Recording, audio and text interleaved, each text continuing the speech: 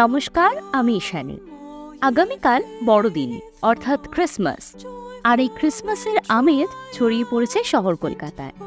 আর সেই আমেজ গায়ে মেখেই আমি আজ বেরিয়ে পড়েছি সেন্ট পলস ক্যাথেড্রাল চার্চ দেখতে। সঙ্গে নিয়ে যাচ্ছি আপনাদেরকেও, জানাবো সমস্ত ডিটেলস। এন্ট্রি ফি কত, কবে কবে খোলা থাকে চার্চ, কখন খোলে, সমস্ত ডিটেলস থাকবে আজকের ভিডিওতে। এই ধরনের ভিডিও দেখতে অবশ্যই চ্যানেলটি সাবস্ক্রাইব করবেন। আমরা চলে এসেছি সেন্ট পলস ক্যাথেড্রাল চার্চের একদম সামনে। বাইরে থেকে শ্বেত শুভ্র চার্চের উঁকি মারছে গাছপালার মধ্যে দিয়ে। ভীষণ সুন্দর লাগছে বাইরে থেকে দেখতে। চার্চে ঢুকেই ডান দিকে রয়েছে টিকিট কাউন্টার, সেখান থেকে টিকিট সংগ্রহ করে নিতে হবে। জনপ্রতি টিকিট মূল্য হলো 10 টাকা করে। সেন্ট পলস ক্যাথেড্রাল চার্চ কলকাতার বুকে এক অন্যতম দর্শনীয় স্থান।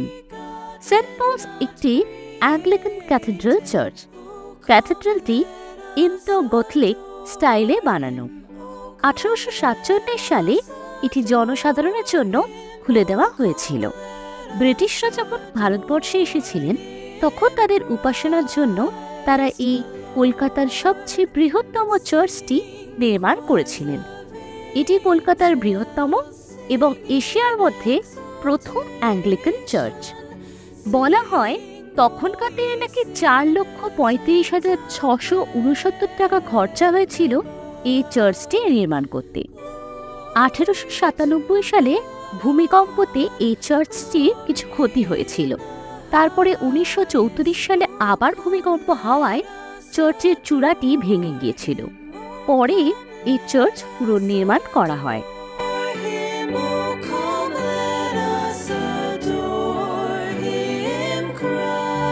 চার্চের ভেতরের প্রেয়ার হলটিও প্রচণ্ড সুন্দরভাবে সাজানো।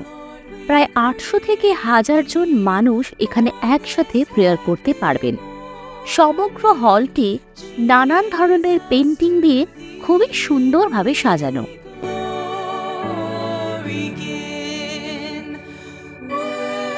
চার্চের হল থেকে বেরিয়েই আপনারা দেখতে পারবেন সোভেরিয়ান কাউন্টার, অর্থাৎ চার্চ সংক্রান্ত নানান বই, ছবি এখানে কিনতে পাওয়া যায়। চার্চের সামনেই রয়েছে নানান ফুল দিয়ে সাজানো সুন্দর একটি বাগান। এই বাগানের যত্নার্থী যে খুব সুন্দরভাবেই করা হয় তা বাগানের রূপ দেখেই বোঝা যাচ্ছে।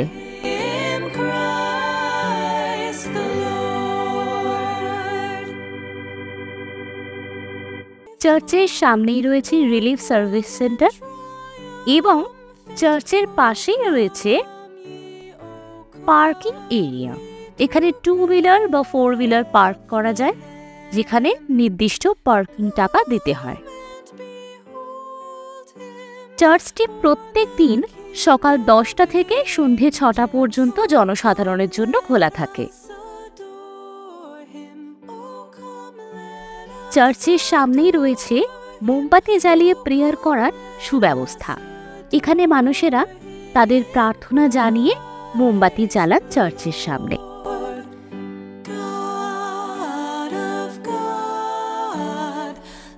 এই চার্চটি এতই সুন্দর এবং চারিদিকটা এতই পরিষ্কার পরিচ্ছন্ন করে সাজানো রয়েছে যে সত্যি ঘন্টার পর ঘন্টা চার্চের ভেতরে এবং বাইরে সময় কাটানো খুবই ভালো লাগে মানুষের। আমরা তো এখানে গিয়ে বেশ মুগ্ধ হয়েছি।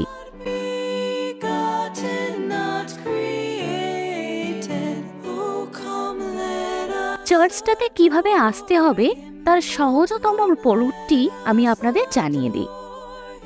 আপনারা মেট্রো করে এলে সবার প্রথমে চলে আসবেন রবীন্দ্র সদন মেট্রো স্টেশনে। সেখান থেকে পায়ে হেঁটে আপনারা চলে আসবেন দ্য 42 বিল্ডিংসের সামনে। আর তার অপোজিটেই রয়েছে বিড়লা প্ল্যানেটোরিয়াম। আর এই পাশে দেখা যাচ্ছে আমাদের আজকের গন্তব্যের চার্চটি। বড়দিনের আগেই আমার ঘোরা হয়ে গেল কলকাতার বৃহত্তম চার্চটি, Saint Paul's cathedral church.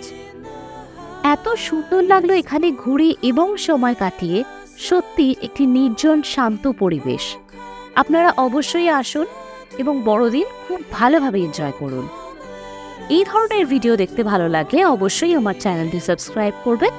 Till then, bye by.